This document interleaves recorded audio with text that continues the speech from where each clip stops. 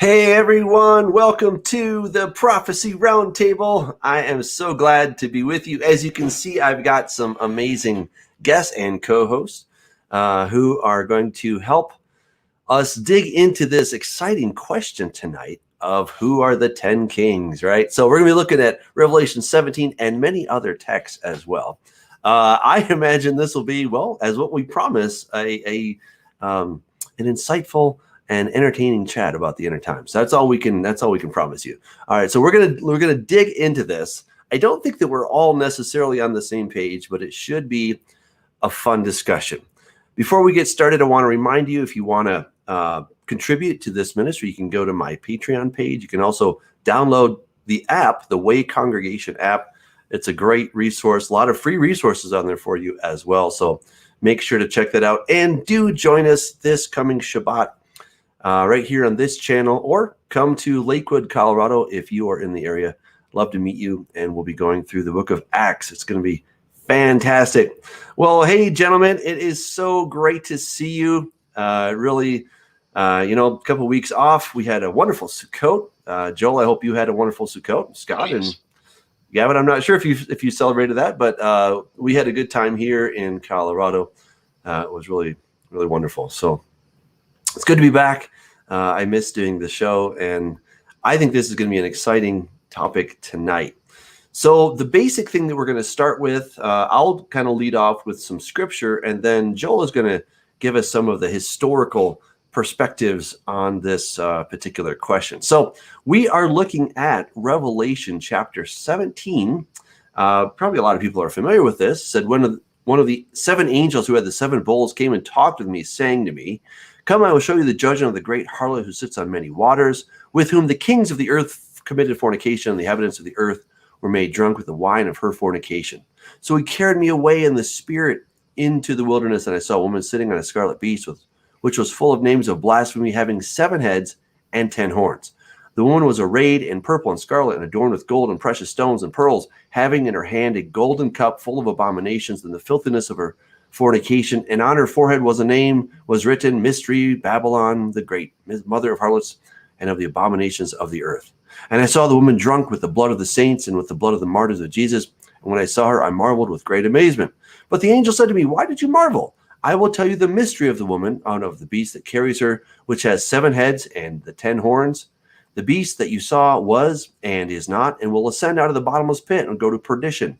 And those who dwell on the earth will marvel, whose names are not written in the book of life from the foundation of the world, when they see the beast that was and is not and yet is. Here is the mind which has wisdom. The 7 heads are 7 mountains on which the woman sits. There are also 7 kings. 5 have fallen, 1 is, and the other has not yet come. And when he comes, he must continue a short time. The beast that was and is not is himself also the 8th, and is of the 7, and is going to perdition. The 10 horns which you saw are 10 kings who have received no kingdom as yet, but they receive authority for 1 hour as kings with the beast. These are of one mind, and they will give their power and authority to the beast. These will make war with the Lamb, and the Lamb will overcome them. For he is Lord of lords and King of kings, and those who are with him are called chosen and faithful. Then he said to me, The waters in which you saw the harlot sits are peoples, multitudes, nations, and tongues. And the 10 horns which you saw on the beast will hate the harlot, make her desolate and naked, eat her flesh, and burn her with fire. For God has put it into their hearts to fulfill his purpose, to be of one mind, and to give their kingdom to the beast, until the words of God are fulfilled. And the woman whom you saw is that great city which reigns over the kings of the earth. All right, so we kind of got that now established, right? We've read this. So obviously these 10 kings are related in some way, in some fashion, to the 7 kings and kingdoms, and also related in some way or fashion to the woman that rides the beast. All right, Joel, why don't you take it away and kind of give us some of the different historical perspectives, etc. Thanks, Doug. So basically throughout history, we've had the Bible read, and there was eschatology, and it was pretty much uniform eschatology up until the Reformation. So everybody just read Revelation and everything was fine. Then, just prior to the Reformation, we have Hus and Wycliffe being tortured by the papacy. And so they immediately declared that the Pope is the Antichrist. And that started to change the eschatology just a little bit. And then it got bigger than that. So basically, the papacy said we need a disinformation campaign and we need to create something that makes people not read Revelation. So they banned it. So, we read Revelation, but when you look across the world, when you look at Orthodox, Eastern Orthodox, Russian Orthodox, Roman Catholic, Lutherans, most Lutherans don't read Revelation. My Greek Orthodox friends look at me and say, it's scripture, but we don't really read it, not as scripture, we read it as poetry. The Lutherans will say it's chiastic structure, it's poetry again. So the bottom line is that as Luther then and Calvin, they survived and they called the Pope the Antichrist too. Most reformers agreed the Pope was the Antichrist. So that's an eschatological shift. And then as we move forward through history, we have the rapture debate. And it's interesting that it came in via the Latin. It didn't come in as harpazo in the Greek. It came in as rapturo, which is an interesting thing. And so there is this Lacunza theory that he brought in the rapture concept, and then it was publicized by the Catholic Church to try to do the disinformation campaign against the Pope being the Antichrist. And then it continues on through Margaret MacDonald and through Darby and others in 1830. And you have to think about this event of 1833, where there was a meteor shower in the northeast quadrant of the United States. And they thought it was the sixth seal. They thought they were going into Great Tribulation. So then they set up the rapture date of 1843, 1844, and then things moved forward.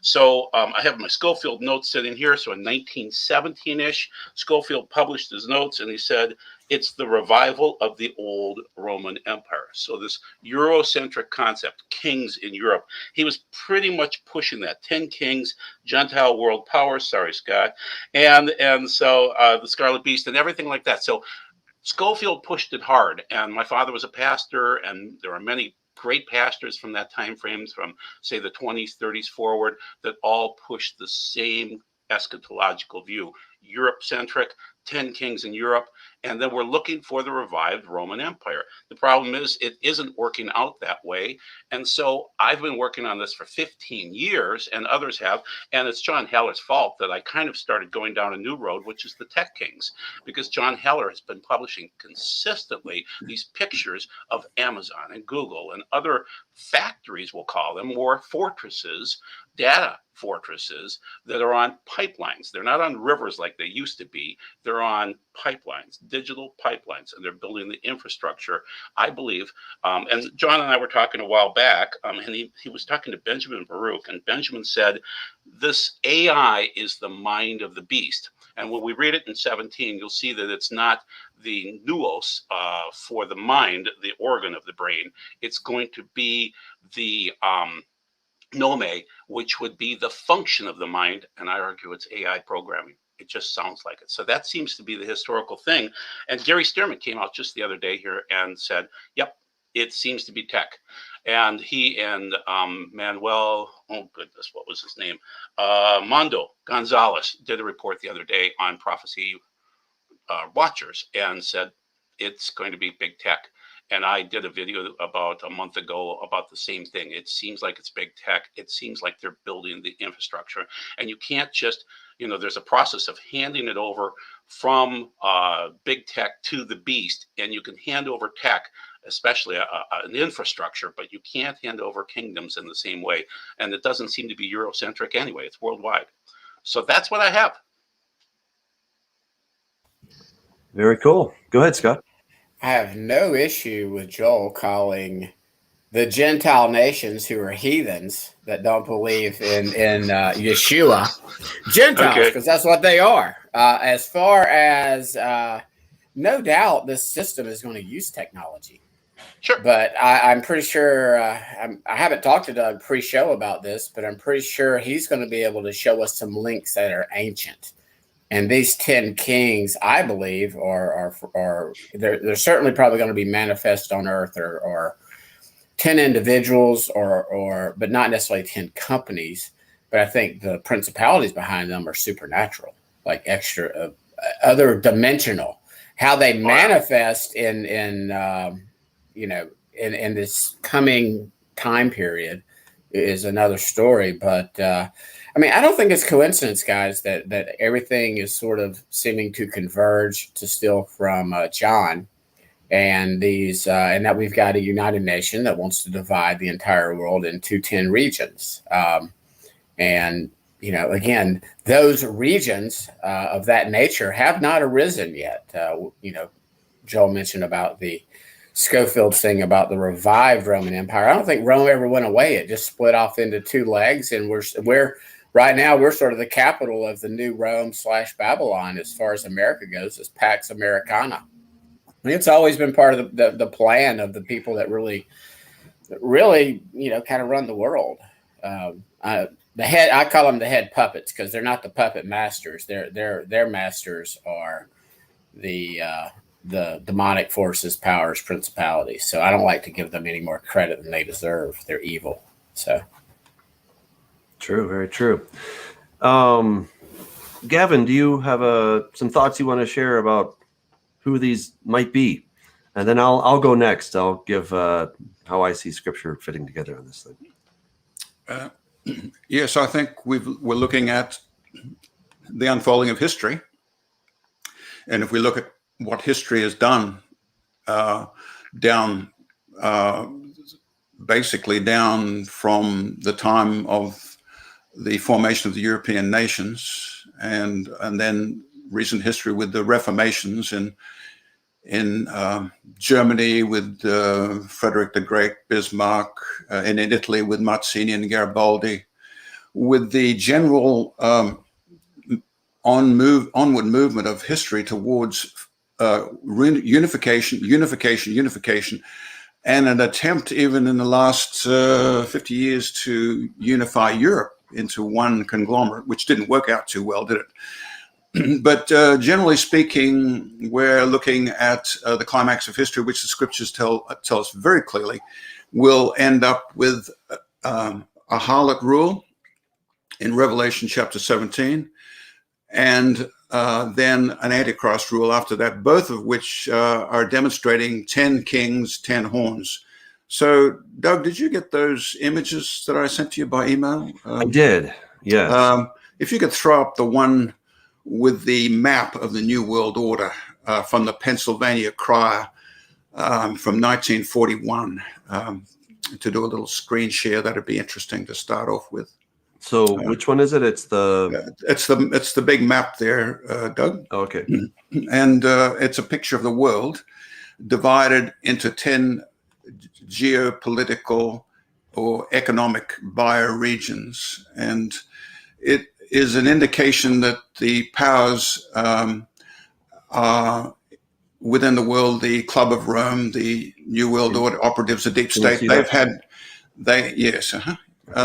have had in mind to divide the world into 10 geopolitical regions for a long time. And as you can see here, it's been pretty good. I mean, look at North America.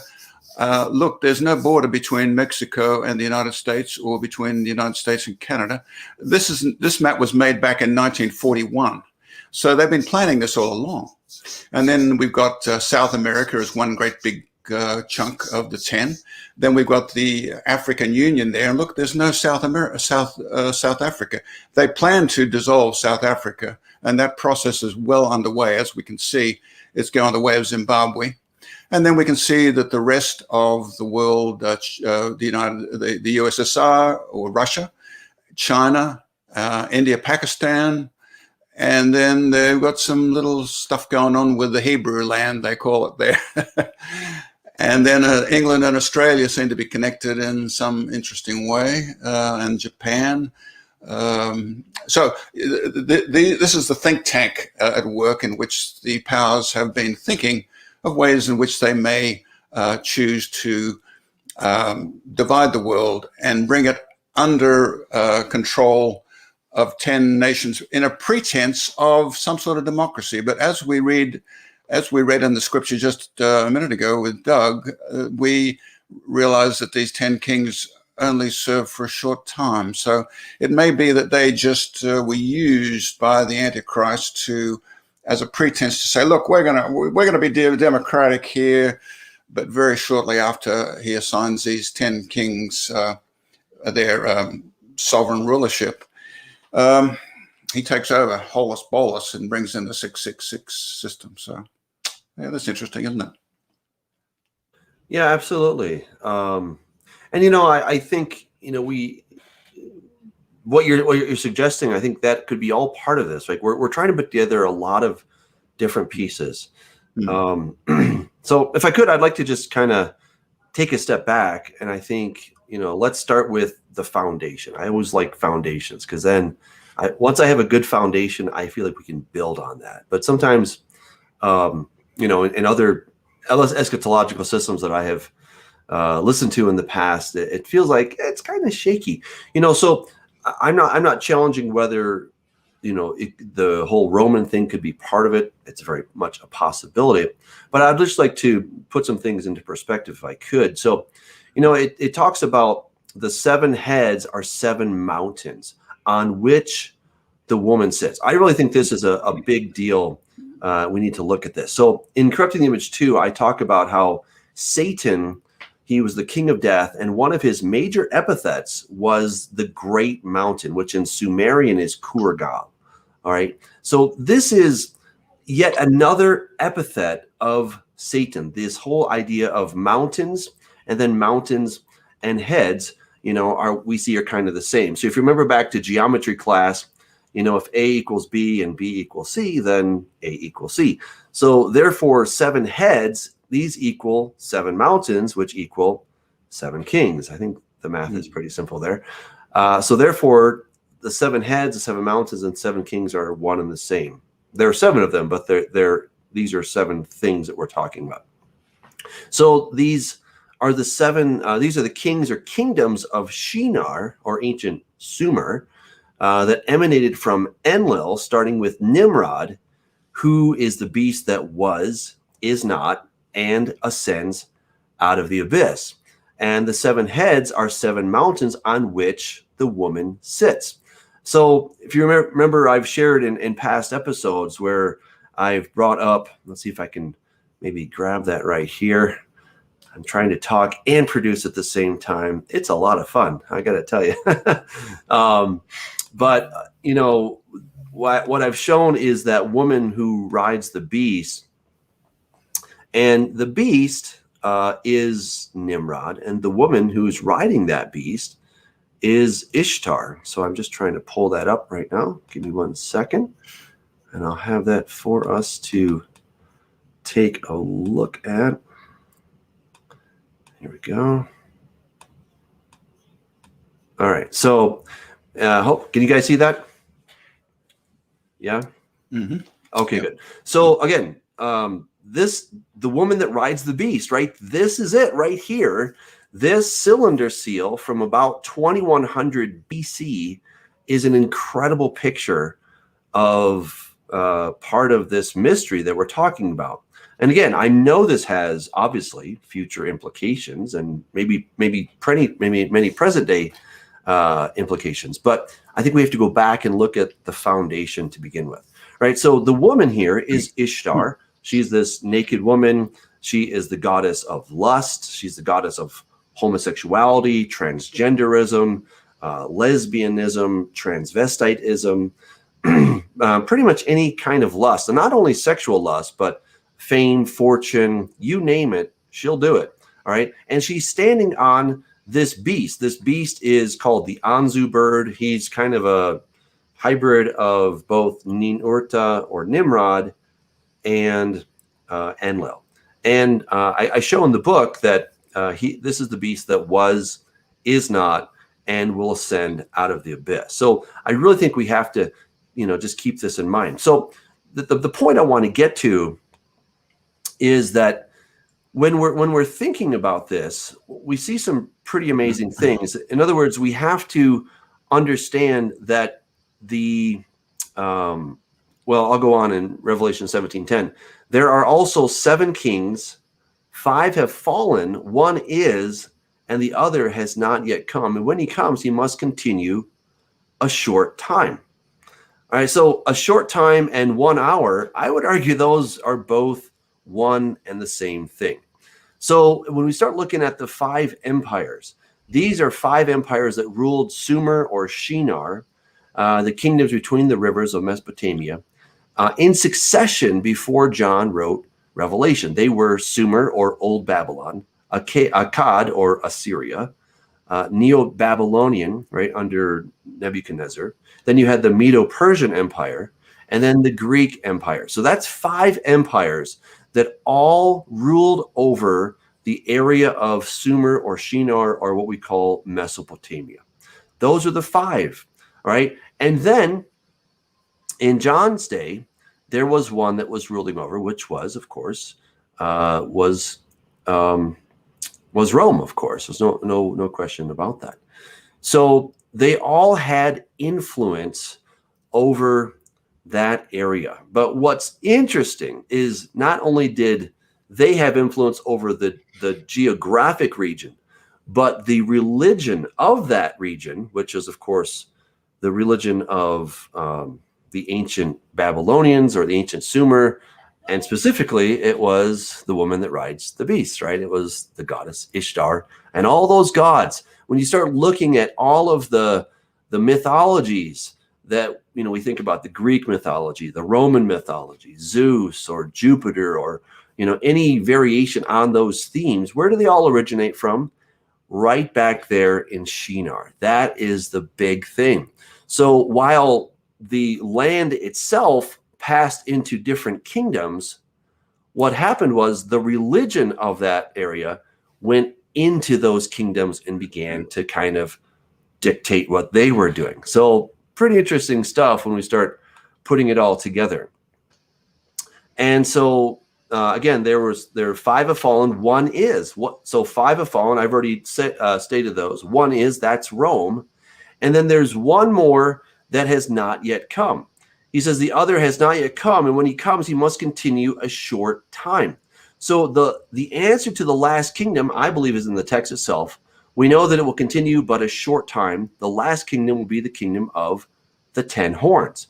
And the 10 horns, which you saw, are 10 kings who have received no kingdom as yet, but they receive authority for 1 hour as kings with the beast. All right, so the 10 do not yet possess a 7th kingdom, but when they finally get it, it will last 1 hour, which I think qualifies as a short time. And the angel told John, the beast that was and is not is himself also the 8th and is of the 7 and is going to perdition. So the beast is the first king, Ninurta or Nimrod. He was the beast that was riding the beast that I saw in that, showed you guys in that iconography. And so therefore he belonged to the club of 7 kings or kingdoms that have supported the woman. And in the last day, he's going to send out of the abyss, which means he'll be numerically the first king and the 8th king. And then Daniel links this up. He says in Daniel 7:24, the 10 horns are 10 kings who shall arise from this kingdom, and another shall arise after them. He shall be different from the first ones and shall subdue 3 kings. So the 10 horns are 10 kings who come from the Roman Empire. Now, again, we need to understand the Roman Empire was not just Rome, okay? It was huge, right? It went from Spain, Gaul, obviously Italy, Macedonia, Asia Minor, Egypt, and Mesopotamia, and all of North Africa. That was the Roman Empire. So this was a huge area. So when we start thinking about, that pretty much anybody from those general areas could be fair game. So again, they're going to be, whether it's the thing that Gavin showed us with those 10 economic regions, could be. But my point is that it's going to have ties back to ancient Babylon, right, and back to ancient Sumer. It's gonna find that there, and we're going to see that the woman that rides the beast is very much going to be a part of this.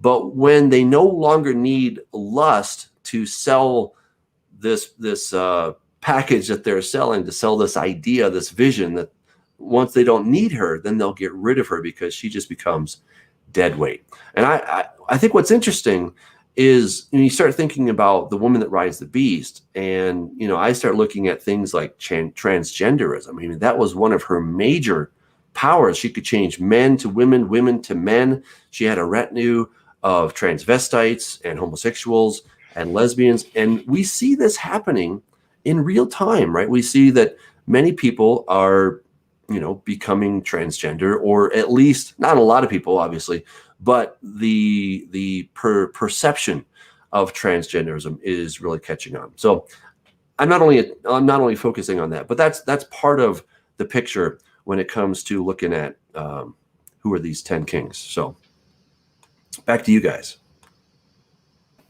I would concur. I think it's going to manifest different, but it certainly goes back to the ancient Babylon. I mean, we've talked about this before, but we have the statue of Nebuchadnezzar. I mean, the statue changed from Babylon to Medo-Persia to Greece to Rome with the two legs, the East and the West. And I think you still see the East and the West playing out to this day right now, with Islam in the East and Christianity in the West, with its blend of paganism into truth. So and I think that's part of what Babylon is too, and what the harlot is this unholy blend into truth, which sadly 90% of our Christian brothers and sisters, even if they see it, they don't care. So it's try not to be mean, be gracious. I like Doug's approach, but at some point in time, I think that's what we're coming up on, especially when the two witnesses come on the scene. That's going to be part of their testimony. Hey guys, let's get back to the way. Let's get back to walking like Jesus walked, practicing like Paul and Peter and James and John and Jude, and not because they were Jewish, but because they were, true followers of Yeshua. So I think that's one of the positive signs still. But on this topic, like Anthony Watson sort of agrees with you. He asked the question: the entire Bible talked about the surrounding nations around Israel. Why do we think it will be something else? And I don't think it will be. I just think that everything is now grown, and we know Revelation is on a global scale. It says every tongue, every nation.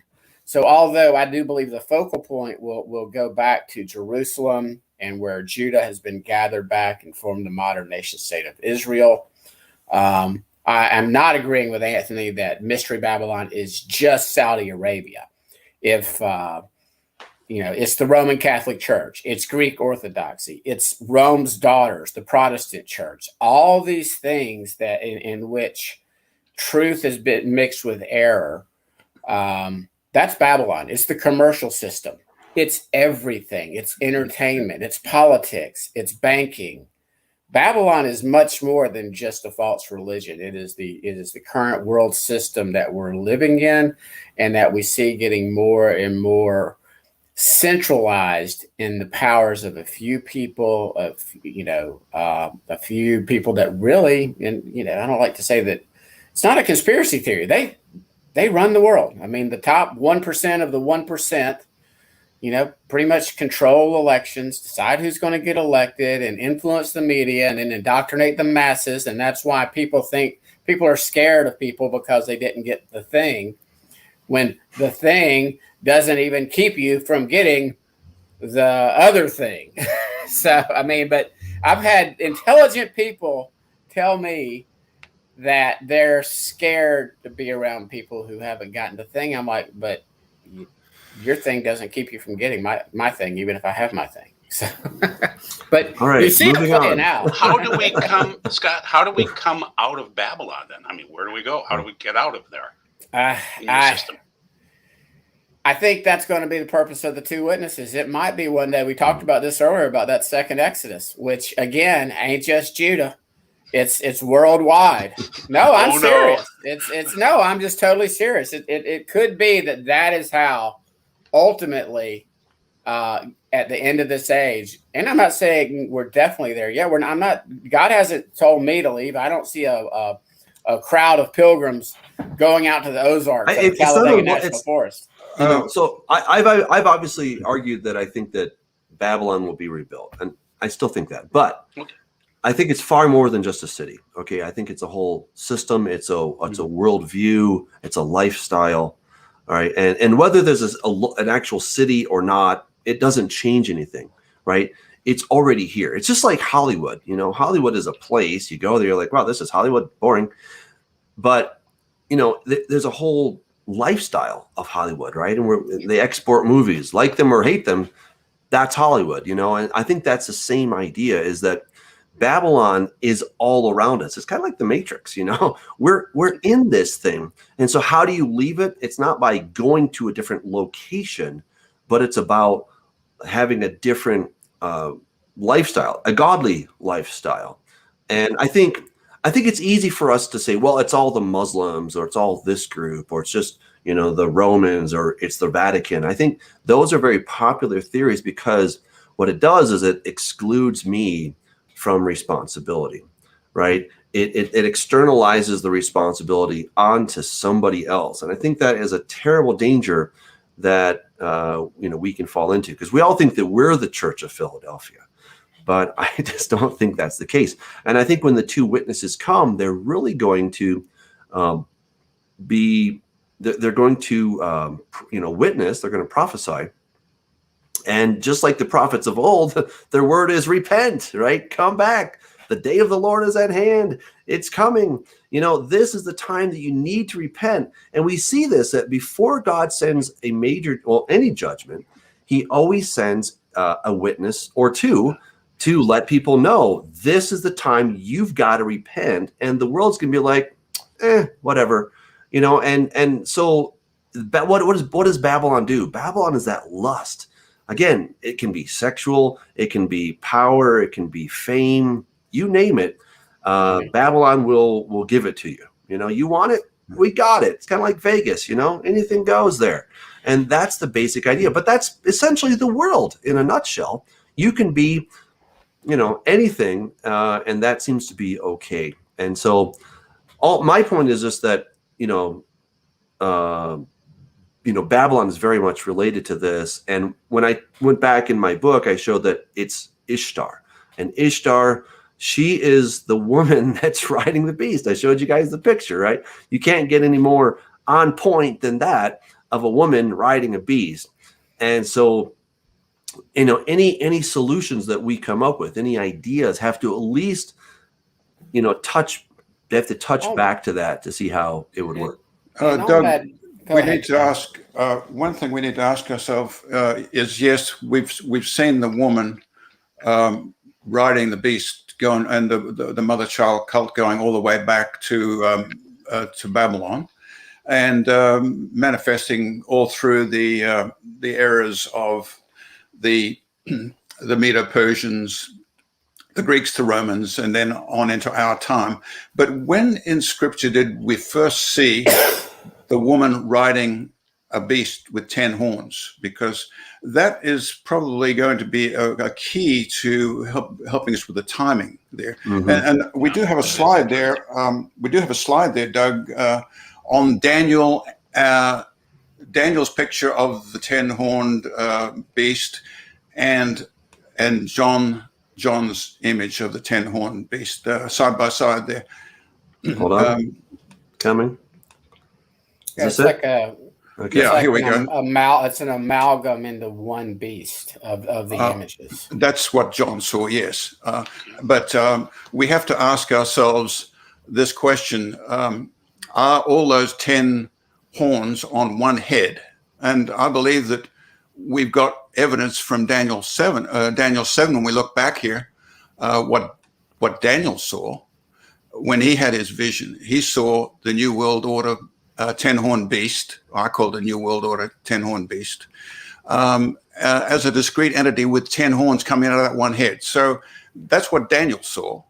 And he saw it in association with the other beasts, which are Kodam, that is, that come before, or that is in the presence of the New World Order beast, which is another story. That's a big blockbuster story there about the word kodam in Aramaic, meaning in the presence of. It doesn't mean before in time. So these beasts, the bear, the lion, the two wings, the leopard, are all contemporaneous with this New World Order beast with the 10 horns coming out of one head. So we have to sort of take that as a reasonably good indication that the 10 horns are a short-term story, whereas the 7 heads are a long-term story going all the way back to ancient Babylon. And so, then, Gavin, let me ask you, do you think the names of these different countries that are put in there, Russia, USA, Great Britain, do you agree with those? Or? Yes, I've got a YouTube on that, and I actually I got it from an crusty old airline pilot about 20 years ago, and I mean, how do you know that the bear is Russia? How do you know that Germany is the other thing? Or I mean, I don't know. Those just seem very, very subjective to me. I would not buy into those. It would be subjective, except for the word kodam. And where do you find this word again? It's in Daniel 7. Daniel 7.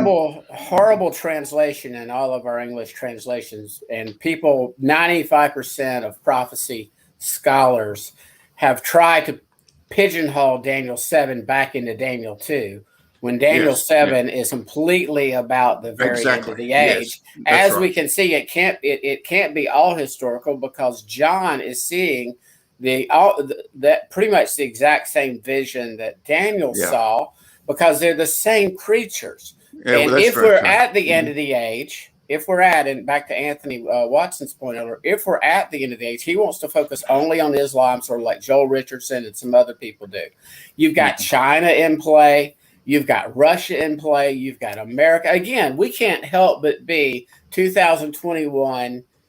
We can't help but see what's happening in front of our eyes right now. We have the hindsight of looking back in history and going, well, these people were saying this and all the pieces weren't in place yet. Whereas I think right now we've got about 99 out of the 100 pieces in place, ready to go for this final beast system.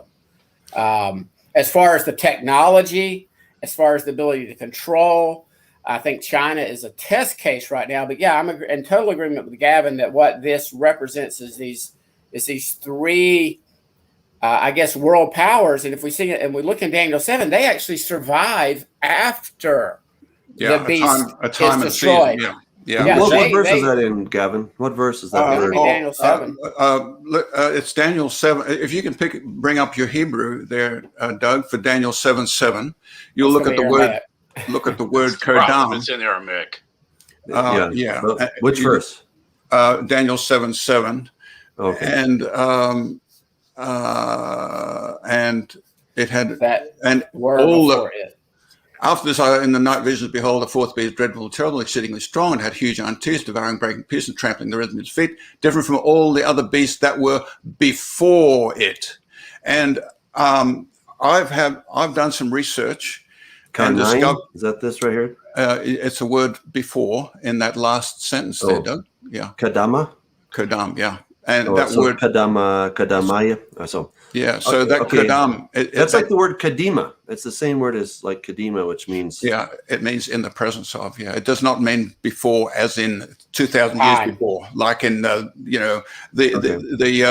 our first wonderful concordance was by Matthew Henry, and he could not in any way envision what we have today in the way of the big conglomerates of nations that we see today. Well, because before in English can also mean before temporally, and also before in English, but we're not talking English. We're talking the word is. I'm just saying it's the same meaning. It's the same meaning.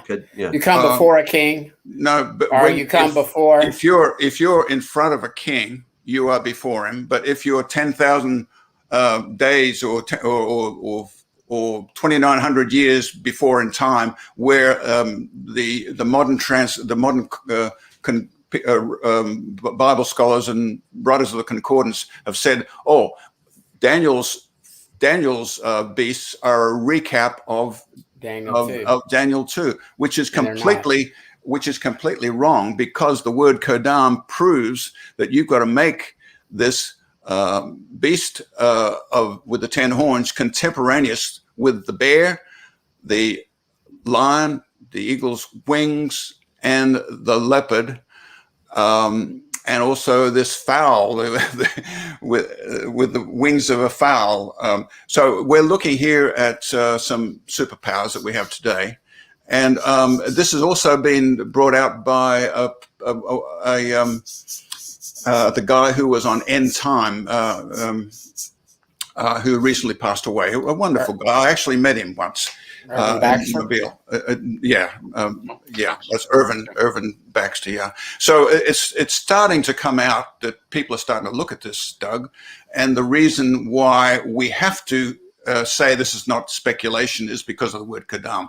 The word kodam means that this 10-horned beast that we see in Daniel chapter 7 is in front of, that is in contemporaneous, it's got to be a 21st century superpowers we're looking at here. We have to identify the bear as some superpower. We have to identify the lion as some superpower. We have to identify the eagle's wings with some superpower. We've got to identify the leopard that makes the lightning blitzkrieg attack with some superpower. And we've got to also look at the fowl with the chicken, which is France, you know. So I hear your point. I don't think that the word kadam, it's actually kadamai. It doesn't prove that it's a location. It's not necessarily a locative use of it. It could very much be a temporal.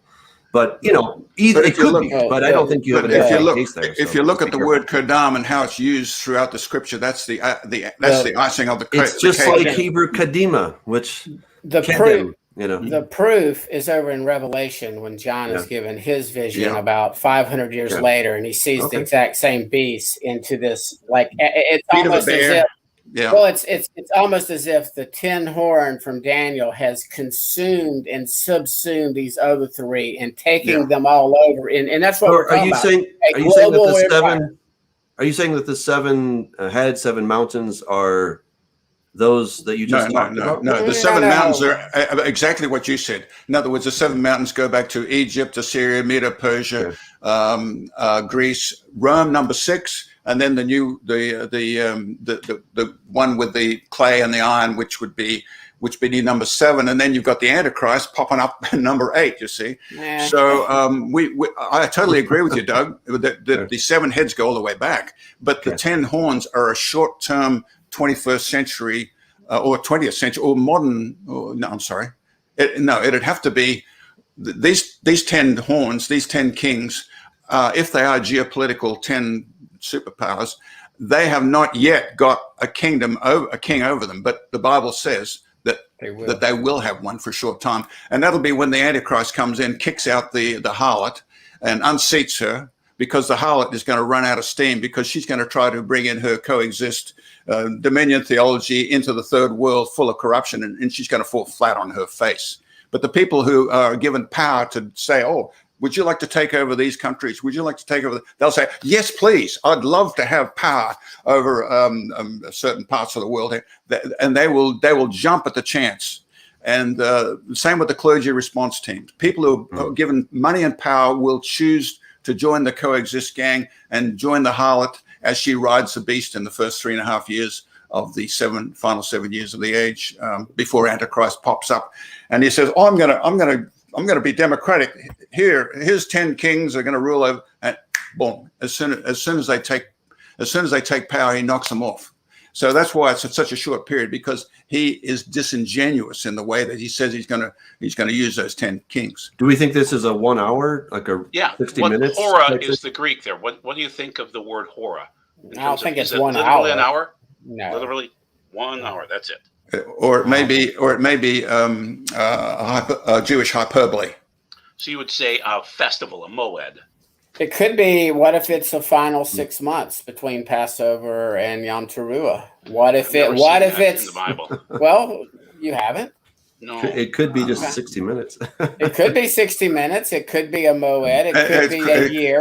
But it's short. The whole point is. But that is a short time frame, guys. So how do you hand over power in 1 hour? Who can pull that off? I'm not taking it You literally. give them power, and then as soon as they got the power, you knock it off. Right. You get a bunch of In other lawyers words- together, in other write words, up the contracts, and then it's you a bit- get rid of them. Oh, It's the a bit lawyers like should take months, it's years. a bit like bringing Biden They get into paid by the presidency. hour. And this again, And then Gavin, having cackling Kamala come in, Let's stay away from that, Gavin. Gavin is my friend, everybody. So and he knows I love him, but using the terminology Antichrist, let's eliminate that from our vocabulary if we're going to pretend to be teachers about this and start using a correct vernacular and say beast, because the problem with Antichrist is it's never used for this beast. This thing is in the abyss right now. When you go back and read Daniel, I think it's Daniel 8, we're talking supernatural. Whatever this thing is, it ascends to the heavens. We did that in a show recently. So when people think Antichrist, they think Left Behind series with some political leader rising to power and everything. And no, this beast is in the abyss, under lock and key right now. I totally agree, Scott. And he arises at the midpoint and at the point of the abomination of desolation to possess the Antichrist. And he's no longer Mr. Nice Guy. Now you want to go. You're saying Antichrist. You want to obfuscate. You want to obfuscate Antichrist. Here's my thing. Every Muslim right now who denies Yeshua is Antichrist. Okay, the Pope believes he's the vicar. He's Antichrist. Okay, every person who denies that Yeshua is the Son is Antichrist. Now, that's my problem if we're going to just use biblical terminology. Antichrist has been around since the day Yeshua resurrected and presented himself as the risen Son of God. And John is writing his letter. So Antichrist it's our family that reject him as the Son. They are all Antichrist. Okay, there's only one beast. So let's pretend we're UPS right now or FedEx, and we need logistics. So we need to turn this over to somebody for an hour, and then the beast rules after that.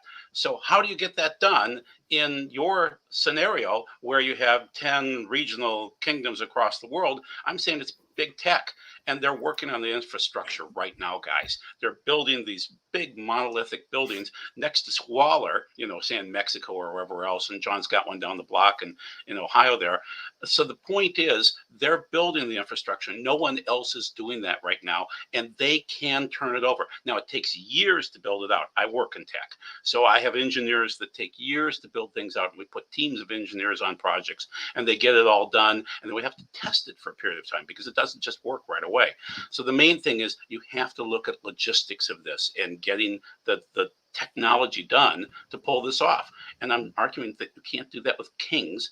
Now, the one problem that I have with my theory is when we go back to Revelation 13, verse 1 or 2, you'll see that they're given diadems, not Stephanos crowns. Yes, given that's diadems. Right. That's a problem with my theory, with tech kings being diadems. Are they actually that kind of a king? I wanted them to be winners. They've got basically, Joel, we've got to go back to the biblical symbology here.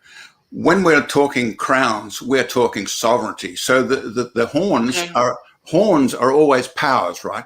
But when the horn gets a crown on it, it's given sovereign power, right? That's a big transition, and something has happened here in order for the horns to suddenly get a crown on them. And it's where do we see the crown on it? Well, at the midpoint of the 70th week, that would be when they're given these crowns, and then the Antichrist comes in and just sweeps them away, and because they only get ruled for a short time. So who's ruling during the first half, and what 10 horns do we see in the first half of the 70th week? Okay, so the other thing is infrastructure in the sky. So Mondo and Gary were arguing on their prophecy show that you need satellites. You need a lot of satellites, and you need guys that are willing to run up to the sky and plant satellites all over the place. You need infrastructure to pull this thing off. So they're saying these are low-level satellites, and they're building them out right now, and they're going to launch them, and they're going to coat basically our atmosphere with satellites. So The infrastructure is being built. It could transfer onto the beast very quickly. I don't know how they pull it off in an hour, but I guess you flip a switch and hopefully everything works. But they would have to test it now. We would have to be at that point where the big tech companies, and I would argue it would be Google and Microsoft and Amazon and Tencent and Facebook, and they are the AI leaders. So it has to be based on AI. And you need, AI takes time, guys. It doesn't just happen. I sell bot technology, and you have to make the application fit. So it takes time for the engineers to work it out, and that's what they're doing right now. I think part of the challenge is that we have, we're trying to look at this big picture, right? And there's so many facets that we're looking at. I'm in my new book, I'm talking about how I think that the world is going to perceive, I'm not saying they're real, but they're going to perceive the two witnesses as being aliens, and then Satan will come along as an alien, quote unquote, and he will give a solution to get rid of the two witnesses, right? So I think there's gonna be a lot of deception, and I totally agree with you, Joel, that yes, these things take years and or decades to build out. So in fact, we even see in Revelation 13, it talks about how that the false prophet is going to get the world to build this image of the beast, right? So it's going to be something that has to be built. And I think, a lot of these things are going together. I'm not quite sure I'm on board with the tech giants as being the 10 kings. I don't think that's impossible. I'm just not yet convinced of your theory, but I'm willing to be convinced, but there's just a lot of points to put together. I think the technology certainly factors into this, no doubt. So in a sense, I understand where Joel is coming from, but we need to be more biblical about it as opposed to natural, perhaps supernatural. And the reason I say that is these 10 kings, these 10 things, they're powers and principalities, in my opinion. Now, will they have a puppet up under them? Yes. In all likelihood, there will be a human ruler. But I think when we're talking about these entities, there are like the Prince of Greece, the Prince of Persia. These are powers and principalities that controlled Babylon, controlled Greece, controlled Rome / America / Babylon, Tokyo, Japan, Saudi Arabia. To this day, it's the powers and the principalities. Doug, can we go back to the Revelation 17, the harlot? I think I've got a slide there showing that the book of Revelation is a story of two women, and that they have their time and place for them to emerge into history. See if you can find that slide of the two women, the one riding the beast, and then the harlot, and then the woman of wonder from Revelation chapter 12 that we talked about a couple of weeks ago, and how we've got 7 verses telling us about the 1260 days of the latter half of the 70th week. And so we have to ask ourselves, who's going to be controlling the New World Order in the first half of the 70th week? And we have to assume that the New World Order comes in at the beginning. Jesus himself said that one is coming.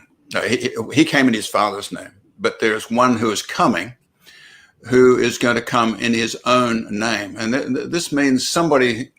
This means somebody who's going to come in and bring in that Daniel 9:27 a covenant with death. An agreement which dumps the church state or God and country ethic that we've had since the Council of Nicaea back in 325 AD. And for 1700 years, we've had this church and state, politics and religion, that dichotomy. And it's been good and bad. It's had its stability and its instability. It's always created wars. And here we are at the end of the age, and we're looking at the 70th week of Daniel, the final 7 years of this age, And there's our map in which we've got to start to fill in what goes where. And we know that the Great Tribulation is only 1260 days. And then Gabriel tells Daniel that from the abomination to the end is 1290 days. So we've got to fill in another 30 days at the end of that, which Jesus helps us with when he says that after the tribulation, the sun will be turned to darkness and the moon to blood. So we've got the time of the cosmic signs, which go up from 1260 to 1290 days. I've got a slide on that too, Doug, on the final 7 years. John Haller was saying a couple of weeks ago, we need a chart. Well, in order to just extend our conversation from talking heads to some slides to describe things, then sometimes it helps to see how things fit and how they fit so beautifully, because here we have something that fits absolutely beautifully. We have the Yom Teruah Feast of Trumpets, Tishri 1 on 1 year, and then we run it through 7 years to the Day of Atonement, Tishri 10, 7 years later. And there are certain years when it's an absolutely perfect fit for the 1260 plus 1290 or 2550 days. So we've got some. That's mapping. really cool, Gavin. But, I think that's pretty awesome. Are you using? I love that. What I like it too. But what are you using for that to come up with 25 to 32? In other words, 2025 to 2032. Are you using the Hillel calendar? Are you using Enoch? Are you using Zadok? You can't count the barley yet because it ain't up. No. So what? This is Gregorian? pure. This is pure holy scripture. But what I'm saying is, I know this from talking to you, Gavin, that you have calculated this based on 2025 to 2032. When this formula is fulfilled, my question is, are you doing that based on the Hillel calendar or Zadok calendar or the Enochian calendar? I don't think it changes, because once it starts, then the time is the same. Okay, let me answer. I agree, but why would it have to start in 25? Why can't it start in 24 or 22 or 21? Let me answer your question here. Okay. You cannot use any other calendar than is established in Holy Scripture by Moses in Genesis chapter 1. There is no way you can muck around with any other calendar than the sun and the moon. And we know when the Nisan moon comes up. It's the first moon to come to fullness after the March 20th spring equinox. And we know when the new moon is likely to be sighted most of the time, not always. Sometimes you need to have our Jewish friends do some sightings from Jerusalem. Isn't that right, Joel? So this has to be done biblically. You can forget Hillel's calendar. It's wrong. No, I agree. Very often it's wrong. It was 2 days wrong this year. Last year it was 1 day wrong. It was right, but that's okay. We don't have to get into. Well, going by Moses, it was off. By Hillel's calendar was off by Moses, according to Moses, because basically what I did to answer your question, Scott, I went and I used the NASA moon phase data to restructure, to restore the Hebrew calendar back in the days of Nehemiah, back in the days of the Passion Year, and also use the work of Sir Robert Anderson to get to point me in the right direction. Then I went and I redid things using the NASA moon phase data, and I found that he was pretty much spot on. I think he was a couple of days off for the terminus, but 1 day off at the beginning for Nehemiah. But basically, we're looking at a very, very accurate, wonderful understanding of the 70 weeks of prophecy. And we in America have been greatly blessed by Sir Robert Anderson, because if it wasn't for him, we wouldn't have an understanding of this final 7 years. We wouldn't have. And Gavin, let me just say that I really appreciate your chart here, because in my new book, I'm actually working, obviously on very similar things. And I agree with you that Yom Teruah would be an amazing time to start. The Day of Atonement. I also see that as either the coming of Christ or maybe when he sits in judgment. Nevertheless, and the Jubilee. The midpoint of that. Yeah. The midpoint, as I understand it, is I think it's very likely that the Antichrist or the beast will go into the temple or whatever it is. Yeah, he will declare himself on Passover. I think that's what I thought, Doug. The ultimate kick in the face to God if he went in on Passover. Oh, he's going in on Passover. But you think so, Joel? Absolutely. Absolutely. Or he's killed on Passover. But there's a better Jew. There's a better and then he resurrects. Oh, Passover is going to be huge. He's walking in on Passover. I agree. He'll be inspected 4 days before that. Oh, yeah, absolutely. Okay, I agree. It would be rather neat. I agree it would be rather neat for him to do that. However, there is a better Jewish celebration which may well be closer. In fact, it is closer. It's within 1 week, actually. It's in certain years. Okay. Purim. Remember this guy named Hamon? Yes. Boo. Boo. Yeah, right. So you know what he was trying to do at the midpoint. Kill the Jews. He was trying to kill the Jews. It was the 17th of Adar. Isn't that right, Doug? The 17th of Adar for Purim. Yeah. 15. Joel, is it 17th, right? 15. So when we look at the do our day counts into the midpoint, we find that it's very close to Purim when it was chosen on the 13th of Adar that they would kill all the Jews, right? So it's a nasty time of the year, you might say. Hey, guys.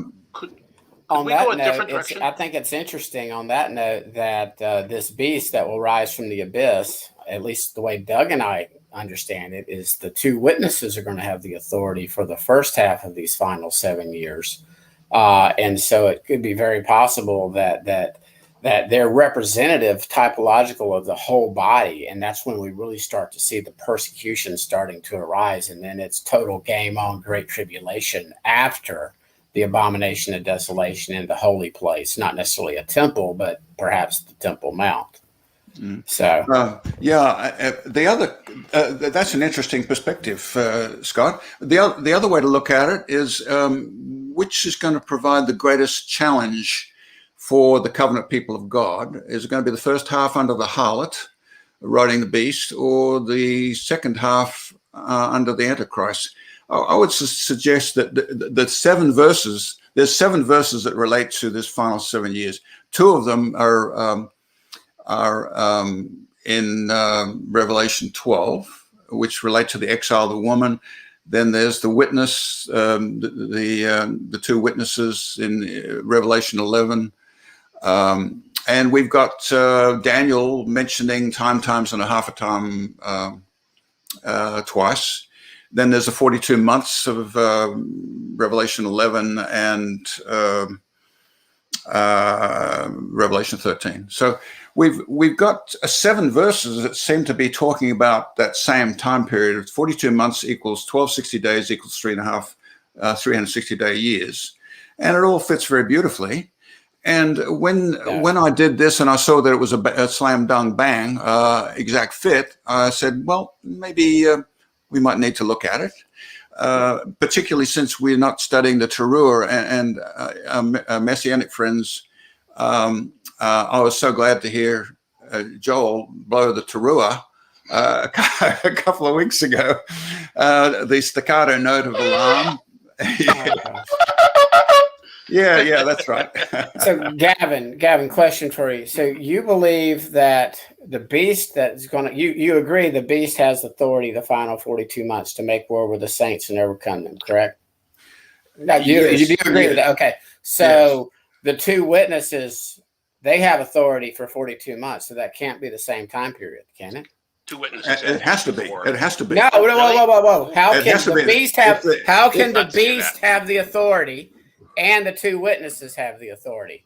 Because there's a war going on, and God has got some play in it. No. It says way too much going on there. No. Why can't you have the two witnesses in the first half? You want them to be safe. You want them to be safe. No. They're going to be witnessing. Well, like Doug mentioned earlier, Gavin, it's God. If you look back at the pattern in the history, God will send his prophets to warn about what's to come. And so I believe that's why the two witnesses are warning about, wait a God, there is going to be.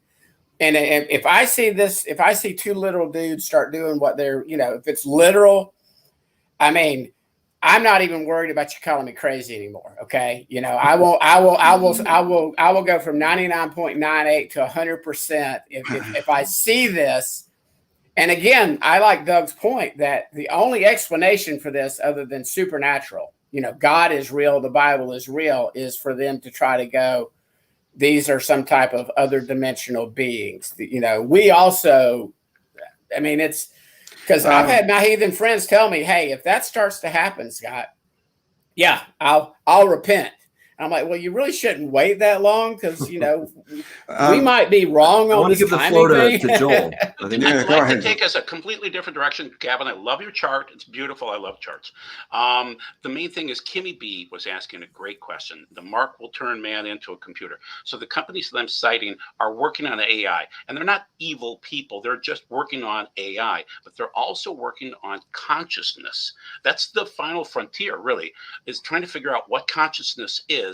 And I argue that much of, Doug will know this word, nephesh, which is our animal soul. It's dogs have it, we have it, animals have it. The main thing is that's like programming in our programming language, okay? Dogs do what dogs do, and you don't want the dog to do it, but that's what it's trained to do because it has a nephesh. Well, we do some of those same things because of our nephesh, but then we also have a neshama added into us. So we have three components: the Adama, the Afar, technically the dust of the Adama. We have the nephesh, and then we also have the neshama, which is a spirit. It's like a ruach. Now you're talking. You're talking. So what I'm getting at is they're trying to figure out this consciousness, and they want to upload consciousness, and they want to be able to work on it. They can't do it. They cannot. They're so close, Gavin. They cannot. Listen very, very carefully. Yeah. We have a God who speaks to us from another dimension in real time right now.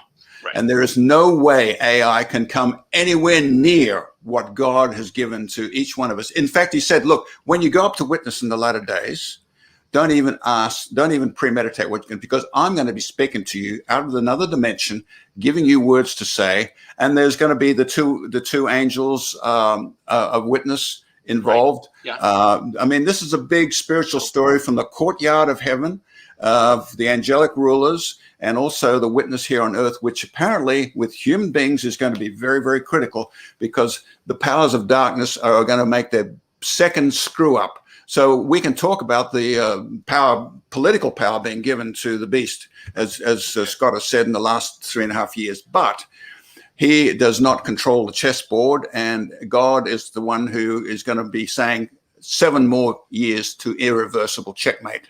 So he is in charge. If someone God is in charge the here. Mark of the beast, the 666, whatever you want to call it, 616, 666, can they be saved? Can they? No, they're doomed. They're doomed. So why wouldn't they want to upload consciousness, distort the image of man or the image of God? Who are they? Who are they? The guys that I'm researching right now are working on consciousness right now. Elon Musk is one of the top guys on that. I realize Elon Musk is the golden boy of our new age, rising up big time rather quickly and interestingly in many ways. However, he still, even with his best technocrats, cannot do what God does in bringing an. It's not what God does. So let's back up for a second. The spiritual dimension is not anything that he can handle at all. They can't do that. Well, of course. Joel's not saying that. Elon Musk has even said that, when you start playing with these kinds of things, you imagine that you can summon the devil and control him somehow. Well, we've already seen it. He says Absolutely. It ends badly. We've already seen. Wait a second, Gavin. Wait a second. So they're working actively on the hive mind. Yes. Okay, so Joel, Yeah. I would take just a little nuance on this whole thing, which is I would suggest that it's not necessarily uploading your consciousness to a computer, but rather it's interconnecting our brains. And I believe this hive mind is going to be the image of the beast. That's how I'm understanding it. Yes. And that, Exactly. but here's the thing. So Gavin, to your point, I agree with you. Man cannot do what God is doing. However, I would suggest this, that man will have a counterfeit, and people will think that they're doing what God is doing. That's the deception. But what they don't understand is that there's, one ring to rule them all, and it's going to be evil Sauron in the background, who's going to be the one who's the puppeteer, controlling everybody's thoughts. So I think that they're going to achieve a hive mind. I think they're going to, for a short spell, they're going to have this nirvana experience, this utopia, whatever it is, that we're all connected and wow, this is great, but then they're going to realize that they're being controlled. And I think as people begin to realize this, they're going to try to kill themselves, because if you can't have your own thoughts, what do you have? And when they're going to try to kill themselves and they won't be able to do it, death will flee from them. So it's incredibly insidious what is coming. We're already seeing it. The technology very much has a part of it, but it's a lie ultimately, right? There will be some. Is it corrupting the image? Yes, exactly. Oldest lie in the book. Oldest lie in the Genesis book. 1:27, guys. Hush, Joel. Corrupting the image. Oldest lie in the book. You can become as gods. Okay. Sure. The end is declared from the beginning. That is ultimately the deception, is that through technology, through supernatural deception, that we can become as gods. And nothing has changed since the garden when the Shining One deceived Eve. Same thing. We're already seeing the hive mind with the last 18 months, right? People are thinking like sheep. Jesus said, all ye like sheep have gone astray. Jesus said, beware that you are not deceived. That was a thing that he said more than once. So we've got this hive mindset, and people are frightened to do something different. And isn't that what we're seeing with this whole out of Babylon? This old other thing? It's Babylon the hive? The thing. Yeah. Is it? It's the thing to protect you from the thing. That if the thing worked to protect you, you can never catch the thing. We're not going down that path. It's part of it. Hey, Doug, it's part of it. I know you took a deep dive years ago got into the middle of the pool. Gavin and I like to swim around the edges. Satan has lost, right? Everybody here agrees that Satan has lost this battle. So what's the goal for him to fight this battle? Why would he even want to? I know. Why? I've got an answer too. Go ahead. All right, let's go. Well, I'm writing a book on this, all right? Volume 3. It's coming. All right, but it's all about authority, right? So Satan had it. God gives the planet to Adam and Eve. Satan gets it, and he's in control for a very long time. Jesus comes, dies, buys it back. All right, pretty simple. So now Satan has to get that authority back. And how is he going to do it? He's going to deceive the world into giving him the authority, and they're going to sign this covenant, with death and Sheol. Right? We see that in Revelation chapter 6, Isaiah 28, etc. Yep. So once he has the authority, then he can give God the bird. Then he can tell God, whatever, I don't care about you. And he can blaspheme God and those who dwell in heaven. The saints will be given into his hands for 42 months, etc. And he's going to have all this. So hang on, Doug. Did you say he's going to have all this? He's going to come close. Well, he's going to have authority. Yes, he's going to have. Is he going to have authority over the end time witness of the saints that we see in Revelation 12? Is he going to have total authority? Because really, not total. I'm not counting those people. We already had a show on that, right? They go to their undisclosed location and they get killed. Or they're imprisoned, and they keep the testimony of Yeshua. Why? Sure. Why? But I'm giving you a thumbnail their here. lives I can't give you the whole thing. But why are they? Why is why is the devil? Okay, Gavin, hold on. Let me finish my thing, because I can't give you every footnote on the whole thing. I'm writing 100,000 words on this topic, so I'm sorry. We'll add a few more to those. Yeah, well, so yeah, I mean, I got 100,000 words. So basically, so he has this authority. Okay, so yeah, everybody but the people that are hiding out in Revelation 12, they're under his authority. And once he has this, he can now tell God, F you, I don't care about you. And he's going to have this. And it looks like he's going to be able to continue his rule. What does Satan want? To just keep things status quo. He wants to keep on ruling the world indefinitely. And he's going to essentially have that, but it's going to be the last ray of light is going down over the horizon. It looks like Sauron has taken over all of Middle Earth, and the shadow is falling on every last place. And then God is going to do an amazing work. It's going to involve Israel, the leadership of Jerusalem, finally saying Baruch haba b'shem Adonai.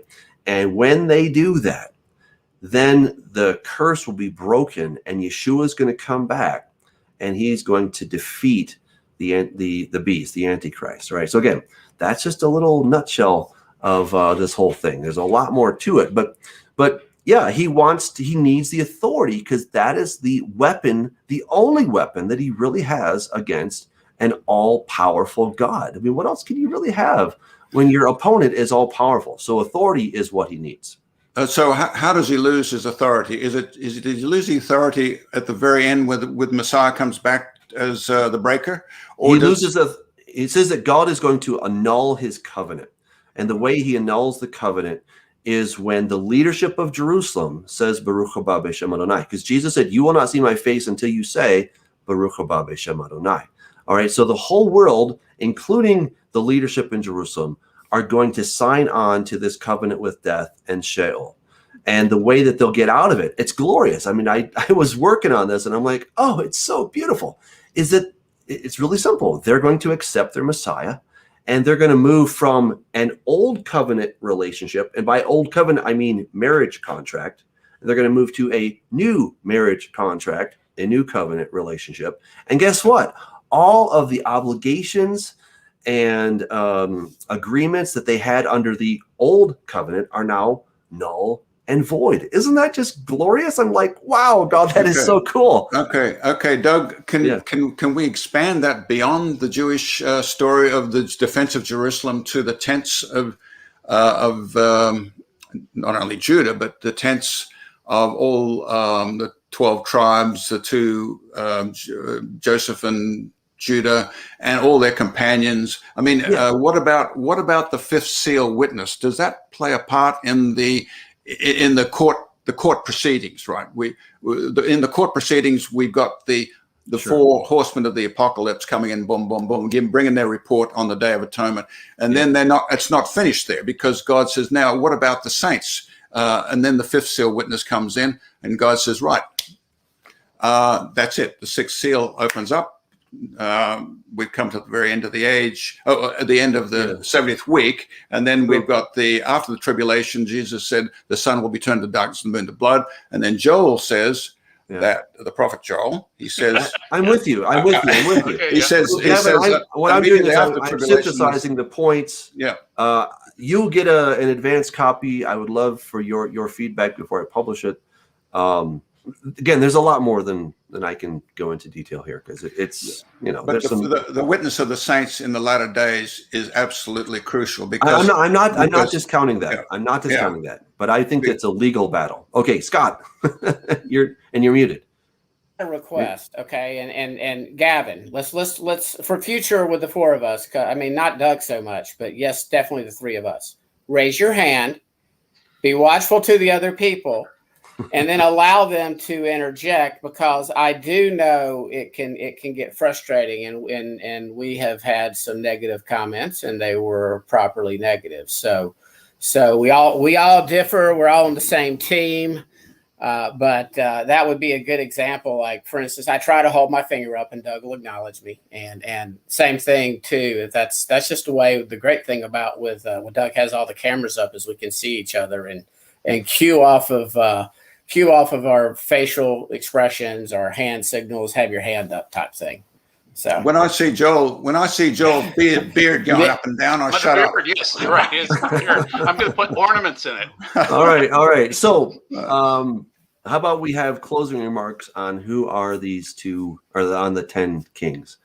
So, Joel, how about you go first? What are your? I'll go first. That's fine. Sure. Okay. I'm not muted. So I truly believe that the old model of European kings, Tim LaHaye, Jerry B. Jenkins, that model, it's done, guys. It just isn't working. Yeah. It's not going to fit into where we are as a world. And I think, Kimmy, you were right. It's going to be AI driven. I'm not arguing that the tech lords are evil. They're just okay. So I have a friend that was a billionaire, and another person walked up to him and said, "Hey, can you make me a millionaire?" And the guy said, "Yeah, I've made a lot of people millionaires, but they were billionaires." These guys are fighting a different game. They're fighting for pride. They're fighting to be the first at whatever it is. And the first to unlock consciousness is going to be so huge. So they're fighting that billionaire game, and they're not really thinking about us or God. So the main thing is they're going to be going for the AI technology, linking consciousness, the hive mentality, obviously, and it's happening, but the infrastructure is being built. And so we could literally see this handoff in an hour with AI. We couldn't see it any other way, guys. We can't see it with geographical locations in kings, Scott. standard model. I can't disagree more about that. We're talking supernatural biblical stuff, like Genesis 6, as it was in the beginning, so will be in the end. This is going to be supernatural. Now, will these technologies be used? Will these technologies, for instance, a worldwide banking system when no one can buy and sell unless they have the mark? I think we're seeing that in the precursor of the thing. Like right now, if I wanted to leave America, I cannot necessarily get on an international flight. So I guess I'm just going to be a homebody for the rest of my life unless I take a ship or something. But I just see it much more supernatural and obviously playing out in the natural world, and with technology being a part of it, with the international banking system taking part of it, with the current, like we talked about with Gavin, with the current nation states taking a big part of this, but everything converging to set up this end game, which is sort of like a role. Not to use Marvel, but that's a complete flip on the biblical narrative where they make Thanos to be the bad guy. So, Gavin. I think we're looking at the second big screw up of Satan. His first big screw up, and not only him, but also the angelic rulers of the rebellion, was to crucify the Lord of glory. And the scriptures say if the principalities and powers had known, they would not have crucified the Lord of glory, because when Jesus rose from the dead, they realized that their goose was cooked and that they were doomed. Their only hope now is to shut down the end time witness, to establish and to affirm the authority that Dr. Doug Hamp was just talking about. The right to be dominant in heaven and earth. And so the big sticking point would be the covenant people of God, the defenders of Jerusalem, yes, but also the ones that are being sequestered away because of their witness. In other words, it's just like you have a virus in a computer. You can either kill it or you can sequester it. You can lock it away.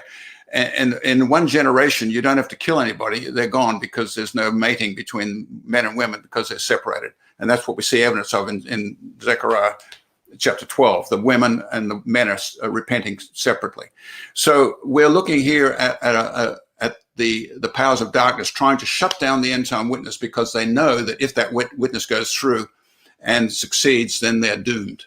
So that's the big drama of the latter days. It's shut down the end time witness. And the 10 kings, they are part of that first part of it, is to shut down the God and country ethic, which has lasted since the days of Nicaea, the Council of Nicaea. 1,700 years we've had God and country, wars, bloodshed, terrible things, and also heroic things, sometimes good things, and also a great learning experience for the covenant people of God, as we're seeing right now. So we're going to be looking at those 10 horns as 10 powers, and they're probably, well, we're already seeing them because we already have 10 geopolitical banking regions throughout the world. I have a bank account in Australia. It's called Westpac. It's basically the whole of the Western Pacific. And then over in India, they've got their special entity for internet and so forth. China's got their entity. Russia's got their entity. South America has got their entity, and once they get rid of South Africa, all of Africa will have their entity too. So I think we're seeing these powers, these horns, just waiting to come into a point where they can rule. And when they do, it'll be just for a short time, because it'll be at the midpoint of the 70th week, and the Antichrist comes up out of the abyss, possesses the beast comes up out of the abyss, possesses the Antichrist, and then it's no longer Mr. Nice Guy. It's no longer the guy who comes in peaceably to establish that Daniel 9:27 thing at the beginning, who just says, look, you church and coexist people, you take charge. I'm not going to take any charge. He knows better than to try to take charge at the beginning. So he will only come in at the midpoint of the final 7 years. All right. Thank you, Gavin. Well, boy, we covered a lot of ground. I want to thank everybody for joining us. This was a lot of fun. We'll be back next week with another exciting topic, and we will keep just digging our way into Scripture. Hope we can dig ourselves out a little bit. But, the goal, of course, we're all on the same team, but we always want to go into the Word, study it. And so I want to invite you guys to join us this coming Shabbat. I'm starting a new book. I'm going through the book of Acts, and so it's gonna be a lot of fun. So join us right here on this channel. Hope to see you then. Until next time, God bless.